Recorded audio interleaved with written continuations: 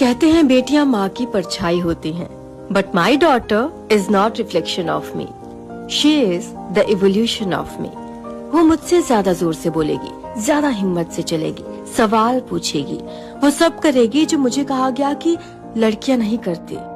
वो कॉम्प्रोमाइज नहीं करेगी, वहाँ ऊंची आवाज में बोलेगी जहाँ मैंने चुप रहना चुना, because my daughter is my evolution.